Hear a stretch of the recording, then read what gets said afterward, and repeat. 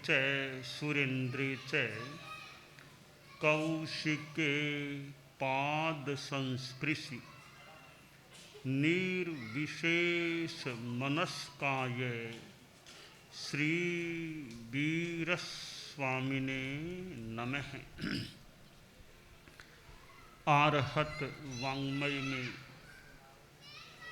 कहा गया है, मुसा वाओ ये लोगम्मि सव्वसाहू हिम गरहि ओ अविश्वासोय भूयानम तम्हा मोसम विवज्जय। हमारी यह धर्म यात्रा, अध्यात्म यात्रा चल रही है।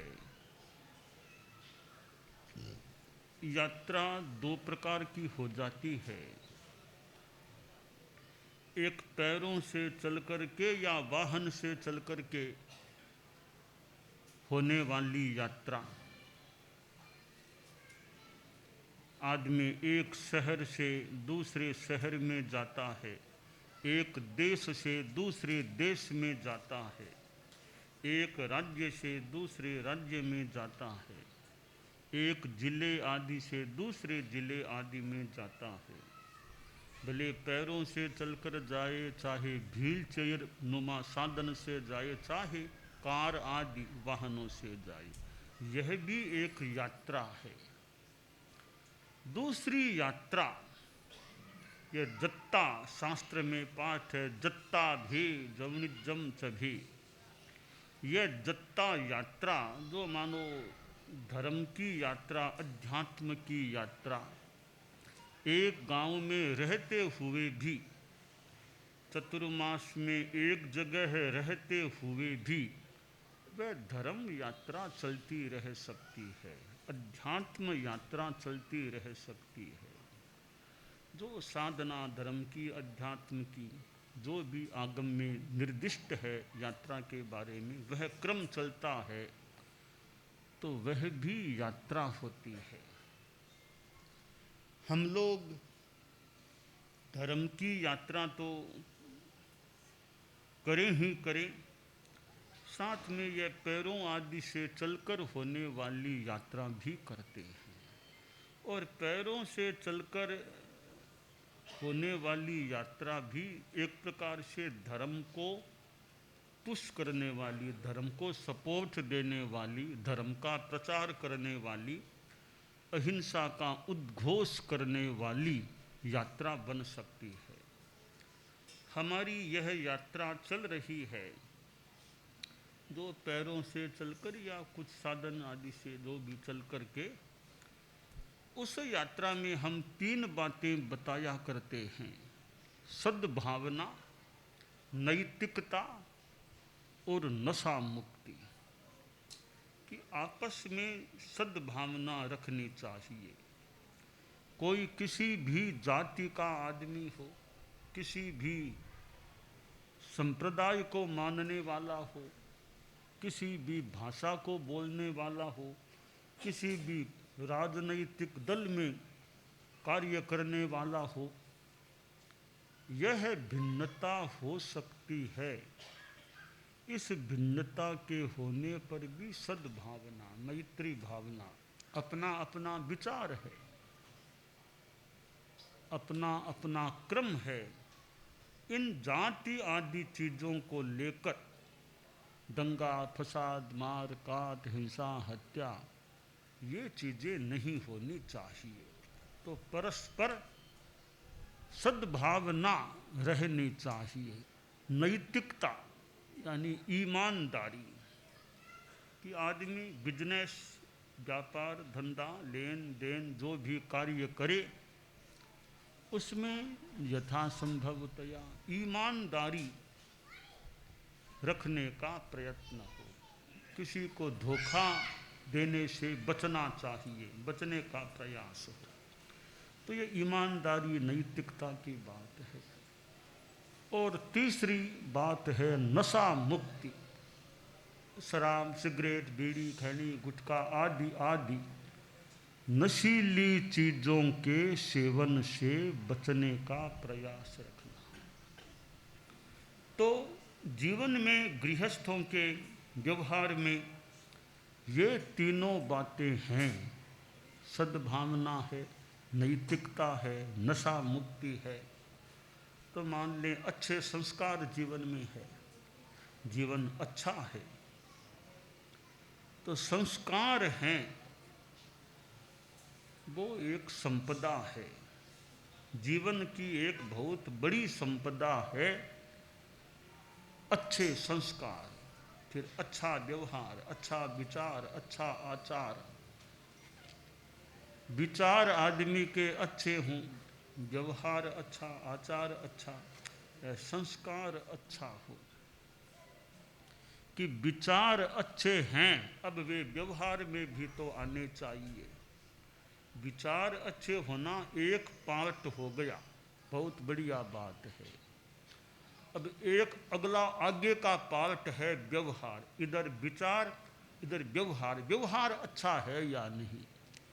कि कई बातें किताबों में पढ़ ली, वाक्य लिखे हुए पढ़ लिए, वो honesty is the best policy आदि आदि, ज्ञान तो हो गया। अब वह ज्ञान व्यवहार में कैसे उतरे? का यह विचार, यह व्यवहार, तो विचार व्यवहार में आए कैसे? बीच में नदी है, कैसे आए? का पुल बनाओ, पुल से फिर आराम से आ सकोगे। तो पुल कौन सा बनाएं? पुल है संस्कार। संस्कार हमारे अच्छे हो जाएंगे, आस्था निष्ठा अच्छी हो जाएगी। तो जो ज्ञान हमने किया, जो विचार ग्रहण किए, अब वो विचार संस्कारों के पुल से व्यवहार तक पहुंच सकेंगे। तो विचार, संस्कार और व्यवहार, आचार व्यवहार साथ में ही मान ले, अथवा यूँ कह दे ज्ञान दर्शन चारित्र। ज्ञान अच्छा हो गया, सम्यक हो गया, तो सम्यक ज्ञान सम्यक आचार में कैसे उतरे? तो कहा सम्यक दर्शन, वो निष्ठा आस्था अच्छी हो जाएगी।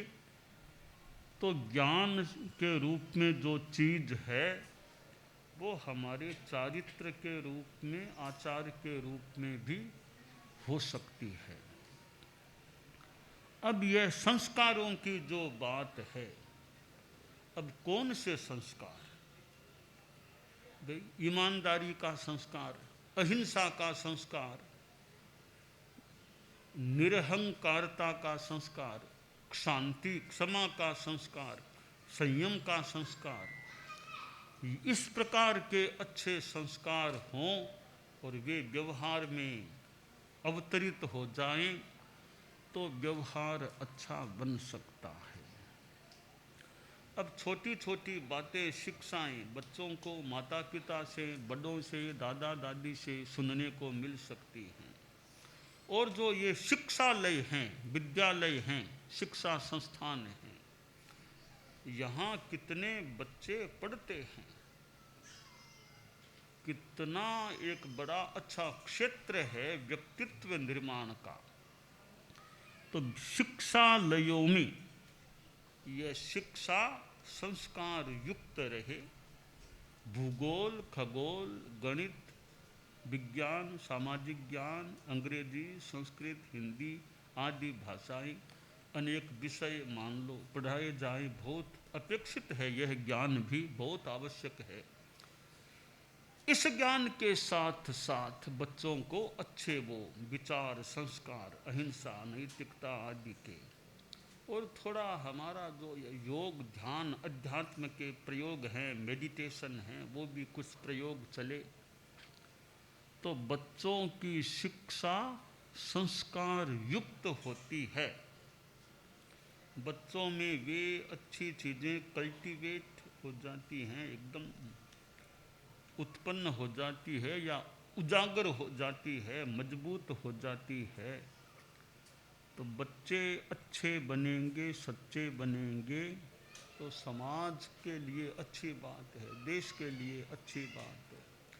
ठीक है 100% बच्चे अच्छे बन जाएंगे सारे, मान लो इतनी आशा संभावना नहीं भी है, पर 100% नहीं, 40% बने, 60%, 80%, 90%, जितने प्रतिशत बच्चे अच्छे बन जाएंगे वो तो अच्छी बात ही है ना। तो हर कार्य में 100% सफलता न भी मिले, कोई बच्चा सोचे मैं परीक्षा दूं 100 में 100 नंबर आ जाएंगे, तो गणित में भी 100 में 100, हिंदी में भी 100 में 100, विज्ञान में 100 में 100, तो सारे विषयों में हर बच्चे के 100 में 100 नंबर आ जाए, संभवतः ऐसी संभावना बहुत कम है। तो 100 में तुमको 92 मिल गए, 95 में मिल गए तो बहुत नंबर मिल गए, 100 में 95 मिल गए। इसलिए 100% न भी मिले तो काफ़ी % मिल गए तो बहुत अच्छी बात, अगर 2% भी लाभ हुआ तो भी अच्छी बात है। तो ये विद्या संस्थान हैं, बच्चे पढ़ते हैं, सारे बच्चों में सारी विशेषताएं न भी आएँ, तो एक विद्यालय में से कुछ बच्चे भी बहुत अच्छे निकलते हैं तो बहुत बढ़िया बात है। विद्यालय की मानो देन है देश को कि इस विद्यालय से ऐसे अच्छे बच्चे निकले हैं। ज्ञानशालाएं जगह जगह चलती हैं। अब ज्ञानशालाएं भी बहुत बढ़िया माध्यम बन सकती है इन संस्कारों को पुष्ट करने की, जहाँ धार्मिक ज्ञान बच्चों को मिले कि गति 4, जाति 5, काया 6 आदि आदि बातें जानने को मिले, और साथ में ये अच्छे संस्कार मिलें धर्म के। तो छोटे छोटे बच्चों को कुछ ज्ञान देना, धार्मिक बोध देना, अच्छी शिक्षाएं देना, संस्कार देना, उनके व्यक्तित्व का निर्माण करने का प्रयास करना, यह एक सेवा है, बाल पीढ़ी की सेवा है, मानो समाज की सेवा है। तो यह ज्ञानशाला का जो क्रम चलता है, और शहरों में रहने वाले बच्चे, और फिर आज के भौतिक माहौल, भौतिक यंत्रों, सोशल मीडिया ऐसे युग में जीने वाले, कंप्यूटर, लैपटॉप, मोबाइल फ़ोन जैसे साधनों के बीच मानो जीने वाले, उनके आसपास जीने वाले बच्चे, और इनको ये धर्म के, अध्यात्म के, नैतिकता के अच्छे संस्कार दिए जाएं, धर्म का ज्ञान दिया जाए कि आज छोटे छोटे बच्चे ज्ञानशाला में आते हैं, ये भी बहुत बड़ी बात है। वरना बच्चों को क्या परवाह इन धर्म की चीज़ों से, वो तो अपनी दुनिया में जीने वाले, पर उनको प्रेरणा देकर या जैसे भी उनको ज्ञानशाला में उपस्थित किया जाता है और वे रुचि से अगर पढ़ते भी हैं तो बहुत शुभ बात है, अच्छी बात है। और समाज के लोग जो परिश्रम करते हैं और इनको प्रशिक्षण दिया जाता है, व्यवस्था पक्ष भी संभालना होता है, तो ये जो संस्कारों की संपदा है वो ज्ञानशाला जैसे उपक्रम से मिल सकती है। और इधर ये शिक्षा संस्थान, शिक्षालय हैं जहाँ कितने कितने बच्चे पढ़ते हैं। ये जीवन विज्ञान जो आचार्य श्री तुलसी, आचार्य श्री महाप्रज्ञ जी, ये जो अनुव्रत प्रेक्षा ध्यान जीवन विज्ञान चीज़ें चली हैं, जो मानो लोक कल्याणकारी भावना या लोक कल्याणकारी चीज़ें, तो शिक्षा संस्थानों में जीवन विज्ञान जैसा उपक्रम चले। मूल बात है बच्चों को अच्छे संस्कार देने का प्रयास हो। इधर धार्मिक जगत में ये ज्ञानशाला, पाठशाला ऐसे उपक्रम चलते हैं और बच्चे धार्मिक चीज़ों की परीक्षाएं देने में लगते हैं, तो यह एक संस्कार निर्माण का अच्छा कार्य हो सकता है। छोटे छोटे बच्चों को इकट्ठा करना और उनको संभालना और उनको ज्ञान देना, संस्कार देने का प्रयास करना कितना बढ़िया काम। हमारे छोटे छोटे संत भी कई होते हैं, छोटे छोटे संत, उन छोटे संतों को नई साधवियाँ भी होती हैं, समणियाँ भी होती हैं, तो थोड़ी मतलब कहीं तो बहुत बच्चे, बहुत 10 बरस भी पार नहीं किए, ऐसे भी संत हमारे धर्म संघ में हुए हैं कि 10 बरस पार हुए नहीं, जीवन के पहले दशक में ही साधु बन गए। और साध्वी समुदाय में तो मानो जीवन के संभवतः 8वें वर्ष में ही महासती गुलाबा जी, कितनी संभवतः जीवन का 8वां वर्ष चल रहा था, उसी समय साध्वी बन गई थी। और संभवतः 13 पंचसंग का रिकॉर्ड है, जितनी छोटी उम्र में साध्वी गुलाबा जी, महासती गुलाब जो बाद में मुखिया साध्वी बन गई थी, जयाचार्य के युग की बात माने कि जो इतनी छोटी बच्ची, 8 भी पूरे नहीं हुए, 8 बरस पूरे नहीं, इतनी छोटी बच्ची को दीक्षा दे दी गई, साध्वी बना दिया गया। ये रिकॉर्ड है। उतनी उम्र में या उनसे छोटी उम्र में और कोई भी साधु, कोई भी साध्वी दीक्षित नहीं हुए। तो 10 बरस पार नहीं हुए ऐसे हमारे कई बालक साधु बने हैं, तो 10 बरस पार नहीं हुए हैं और धर्म संघ में दीक्षित हो गए, साधु बन गए। स्वनाम धन्य श्रीमद जयाचार्य जैसे बाल, जो बहुत बालावस्था में, और भी ऐसे अनेक नाम हैं। तो छोटी उम्र में बालक हमारे धर्म संघ में, यानी 1 दशक भी पूरा नहीं हुआ, उस उम्र में दीक्षित हुए थे। गुरुदेव तुलसी स्वयं जीवन के दूसरे दशक में दीक्षित हुए, 12वें वर्ष में साधु बन गए थे। परम पूजनीय आचार्य श्री महाप्रज्ञ जी जीवन के 11वें वर्ष में साधु बन गए थे। तो हमारे आचार्यों में भी जीवन के दूसरे दशक में तो अनेक आचार्य हमारे दीक्षित हो चुके थे। तो ये जो छोटे संत हैं वो भी हमारी बाल पीढ़ी है। छोटे संत भी हमारी बाल, जैसे ज्ञानशाला के बच्चों मान लो 15 साल तक जितने भी उम्र के होते हैं, उतनी उम्र के तो हमारे कई साधु भी हो जाते हैं। तो वे छोटे संत भी हमारी वो ज्ञानशाला कह दो, कुछ भी कह दो, वो नई पीढ़ी के, बाल पीढ़ी के संत हैं। तो उनका भी बहुत अच्छा विकास हो जाए, उनका ज्ञान खूब पुष्ट हो, अच्छे हमारे साधु जीवन के संस्कार उनके पुष्ट हों, अच्छे हो जाएं। तो जैसे बच्चों की ज्ञानशाला की बात है, वैसे हमारे छोटे छोटे संत हैं, उसको भी धर्म कह दे, ज्ञानशाला वो है, छोटे छोटे संत हैं, नई पौध है, उनमें भी अच्छा ज्ञान साधु जीवन का, शास्त्रों का और अच्छे आचार विचार, अच्छे संस्कार उनमें हो। तो हमारे छोटे जैसे ज्ञानशाला के बच्चे समाज के लिए भविष्य की बात हो सकती है, तो छोटे संत धर्म संघ के भविष्य की भी कोई बात यथासंभवतया हो सकती है। तो यह संस्कारों की जो बात है कि अच्छे संस्कार, आज दुनिया में कितना यूँ विकास हो रहा है, कितना विज्ञान कह दें, तकनीकी कह दें, कितना विकास हो रहा है, कितनी सुविधाएं हो गई हैं। और ये सोशल मीडिया और मोबाइल फ़ोन के युग में कितनी सुविधा, कितनी अनुकूलताएं हो गई हैं कि कहाँ जाना है मोबाइल फ़ोन में देख लो, कैसे क्या रोड, कैसे क्या नक्शा देख दिखा के अपना पहुँच जाओ। कितनी बड़ी सुविधा हो गई, अपने मोबाइल फ़ोन पास में बस देख लो, वो जगह कहाँ पर है, लोकेशन कहाँ पर है, उस हिसाब से चलते रहो। यानी कितनी सुविधाएं होगी, कहाँ जाना है, कितनी दूरी देख लो, यहाँ से कितनी दूरी है, कौन सा रास्ता है। तो ऐसा यह युग जहाँ इतना तकनीकी कह दें, विज्ञान जो भी विकास हुआ है, और कितनी उपयोगिता भी है। घर बैठे बैठे प्रवचन सुन लो, कि यहाँ आने में दिक्कत है तो घर बैठे बैठे ही सुन लो।